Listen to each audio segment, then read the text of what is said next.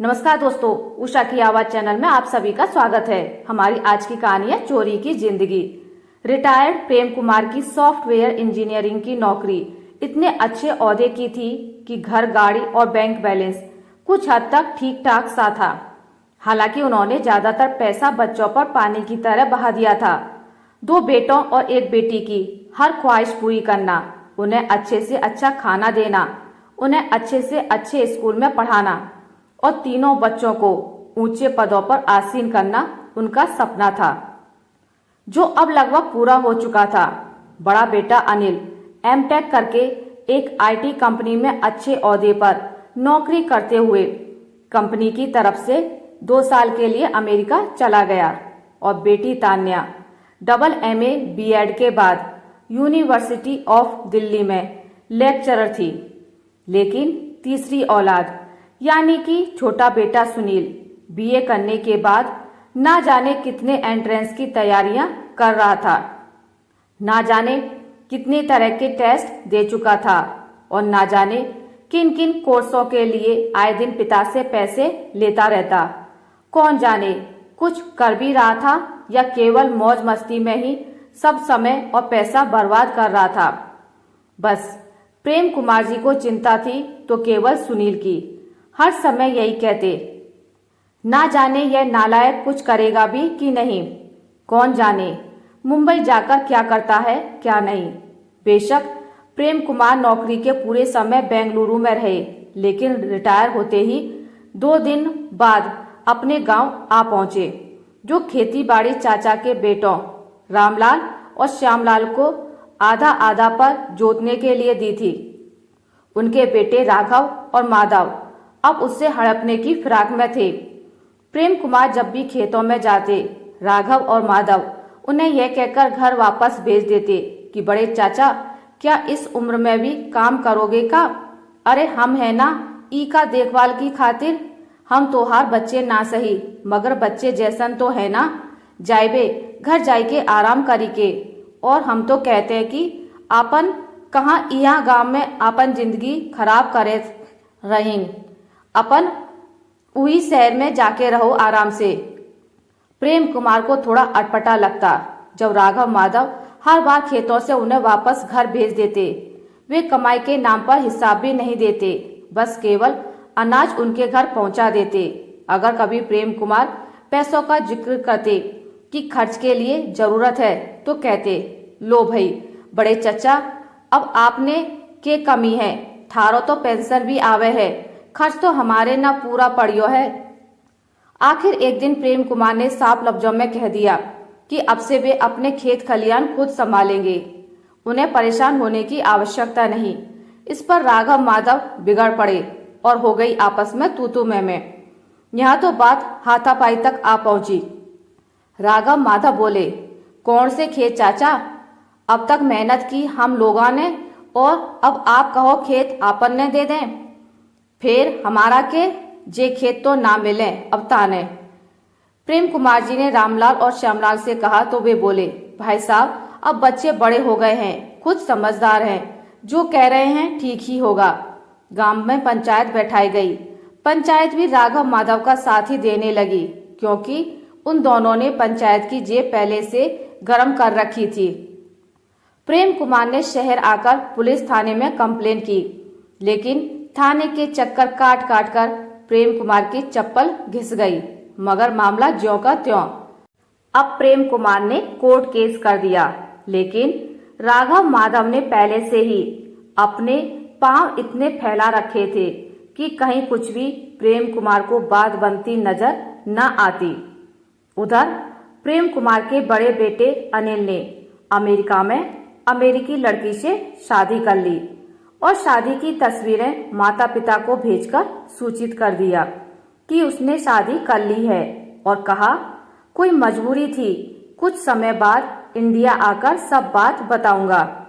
खैर प्रेम कुमार ने कहा कि ठीक है बेटा, सफाई देने की जरूरत नहीं है, जो किया ठीक किया।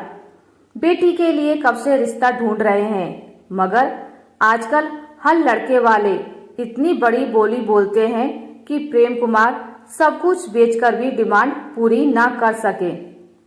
तान्या जब भी छुट्टी में घर आती माँ से हमेशा यही कहती, माँ समझाओ ना बाबा को, क्यों परेशान होते हैं, नहीं करनी मुझे शादी वादी। कभी सुना है कि जो गाय बेचता है वह पैसे देता है? गाय बेचने जाओगे तो पैसे लेकर आओगे ना। सुना जी आपने? क्या कह रही है तान्या? पता नहीं आजकल के बच्चे पढ़ लिख कर कैसी सोच के हो जाते हैं। भला दान दहेज बिना कभी शादी होती है? हाँ, यह बात अलग है कि लड़के वालों के मुंह थोड़े ज्यादा ही खुल गए हैं। सब सुन और देख रहा हूँ, आजकल बच्चे कुछ अधिक ही सयाने हो गए हैं। एक तो तान्या की चिंता, दूसरे सुनील की फिक्र। ना तो वह किसी एंट्रेंस में क्लियर हो रहा है, ना ही कोई नौकरी मिल रही है। उस पर ये राघव माधव ने खेत खलियान पर कब्जा कर लिया। अनिल को फोन पर बताया कि राघव माधव खेत अपने कब्जे में ले रहे हैं। मेरी कहीं सुनवाई नहीं हो रही है, उनकी पहुंच बहुत ऊपर तक है। अनिल ने दो टूक सा जवाब देकर फोन रख दिया कि मैं यहाँ विदेश में बैठा क्या कर सकता हूँ, सुनील वहाँ है, सुनील से कहिए। सुनील को फोन किया तो बोला, पापा अब तक इन खेतों से क्या बना पाए, ले भी लें अगर तो क्या करेंगे, कौन जोतेगा, कौन देखभाल करेगा, कुछ ले देकर समझौता कर लो, वही सही रहेगा। हाँ हाँ क्यों नहीं, कहता है समझौता कर लो, बाप दादा की जमीन जायदाद ऐसे ही छोड़ दूं? कोई बताए जरा इनको, तुमने इसी खेत की रोटी खाई है, भला इंजीनियर की कमाई में इतना कहाँ जो तुम्हारी हर इच्छा पूरी कर पाता। वह तो इन खेतों की वजह से खुद भी आगे बढ़ता रहा और बच्चों को भी पढ़ा दिया, और आज कहता है छोड़ दो। क्या मिला इन खेतों से? गुस्से में बड़बड़ाते हुए प्रेम कुमार बाहर चले गए। कुछ दिनों बाद प्रेम कुमार की पत्नी दयावती की अचानक हार्ट अटैक से मृत्यु हो गई। मां की मृत्यु के बाद बेटी अपने पिता को कुछ दिनों के लिए दिल्ली ले आई। बेटी ने खूब सेवा की पिता की, खूब अच्छे से ख्याल रखा। लेकिन एक दिन शादी की चर्चा पर बाप बेटी में खूब बहस हो गई। तान्या, इतनी मुश्किल से ऐसा लड़का मिला है जो कम बजट में शादी के लिए तैयार है, लेकिन अब तुम्हें क्या एतराज है? चाहती क्या है तू? जो बात है साफ साफ कह। मैं पागल नहीं हूँ, दुनिया देखी है मैंने, मैं सब जानता हूँ। जो जिंदगी तू जी रही है ना, मैं सब समझता हूँ। समय से अपने घर जा और मैं भी चैन की सांस ले सकूं। पापा, मुझे नहीं करनी शादी वादी इन लड़कों से जिन्हें आप ढूंढ ढूंढ कर ला रहे हैं। अगर आपको मेरी शादी की इतनी फिक्र है तो जहां मैं चाहती हूं वहीं मेरी शादी करा दीजिए। लेकिन मुझे पता है कि आप मेरी पसंद के लड़के को कभी स्वीकार नहीं करोगे, इसलिए मैंने अब तक आप लोगों से कुछ नहीं बताया। आप लोग जात धर्म के पचड़ों में पड़े रहते हैं। मेरी नजर में अक्षित में कोई कमी नहीं। अच्छा स्वस्थ सुंदर लड़का है, आईपीएस ऑफिसर है, मुझ पर जान लुटाता है, और क्या चाहिए? जो कुछ है सब सामने है। मैं आपकी तरह चोरी की जिंदगी नहीं जी रही। देखती थी मैं आपको जब आप माँ को अपने बटुए को हाथ तक नहीं लगाने देते थे। बालकनी में छिपकर कितनी कितनी देर तक बटुए से तस्वीर निकालकर बिना पलक झपके उसे निहारते रहते। ऐसा महसूस करते जैसे वह आपके सामने है और आप उससे बातें करने लग जाते थे। मैं वह तस्वीर कभी नहीं देख पाई थी। यह राज मुझ पर तब खुला जब एक दिन मैं अपनी किसी सहेली के साथ एक प्रोजेक्ट पर काम करने के लिए बाजार सामान लेने गई। तब मैंने आपको देखा। आप शिवानी मैम के घर के बाहर स्कूटर रोककर इधर उधर चोरी की तरह देख रहे थे, जैसे कहीं कोई आपकी चोरी ना पकड़ ले, और आप मैम के घर के अंदर चले गए।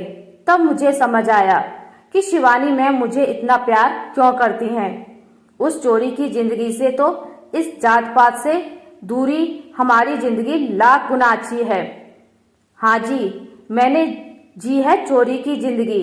इंसान हूँ मैं भी, मुझे भी कुछ पल का सुकून चाहिए था जो मुझे शिवानी की निकटता से मिला। लेकिन तुम्हारी तरह किसी गैर जात से तो रिश्ता नहीं बनाया था मैंने। कहाँ हम जमींदार, मैं उच्च कोटि का इंजीनियर और कहाँ वह नाई का बेटा। क्या बराबरी हमारी और उसकी? वाह पापा, आपके उच्च कोटि वाले इतना मोटा दहेज मांगते हैं कि जिसकी किस्तें भरते भरते इंसान खत्म हो जाए, फिर भी किस्तें खत्म ना हो।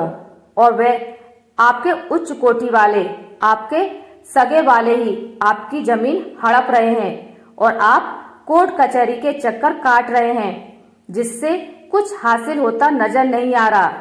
आपका वह उच्च कोटि वाला अपना सपूत जो विदेश में ना जाने किससे शादी करके वहीं बस गया, भारत उसे रास नहीं आ रहा, इसलिए उसने यहाँ आना तो दूर, यहाँ से नाता ही तोड़ लिया।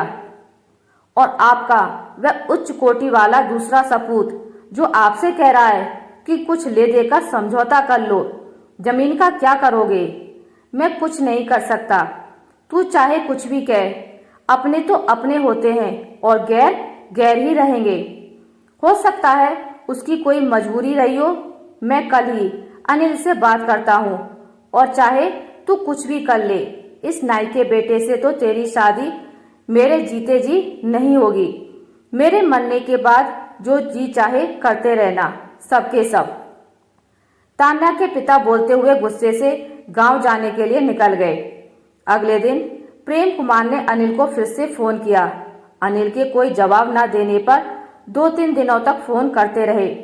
आखिर एक दिन अनिल ने साफ कह दिया, पापा मुझे डिस्टर्ब मत किया कीजिए, अपनी समस्याएं आप सुलझाइए। इधर तान्या ने अक्षित को पापा की जमीन की सारी कहानी बताई। अक्षित की पहुंच और रुतबा काफी अच्छा था, इस वजह से जमीन का फैसला जल्दी हो गया और प्रेम कुमार जी को उनकी जमीन मिल गई। अब प्रेम कुमार को एहसास हो गया था कि कौन अपना है और कौन पराया, कौन उच्च कोटि का है और कौन छोटा। इंसान कर्मों से उच्चता को प्राप्त होता है कि ना कि जात बरादरी या धर्म से। इसके बाद उन्होंने तान्या और अक्षित की शादी करा दी और खुद गांव में अपनी खेती संभालने लगे। आशा करती हूँ आपको मेरी आज की कहानी अच्छी लगी होगी। अगर आपको मेरी कहानी अच्छी लगी है तो इसे लाइक करें, ज्यादा से ज्यादा शेयर करें और अगर आप मेरे चैनल पर नए हैं तो इसे सब्सक्राइब करना ना भूलें। मिलते एक नई कहानी के साथ, तब तक के लिए नमस्कार।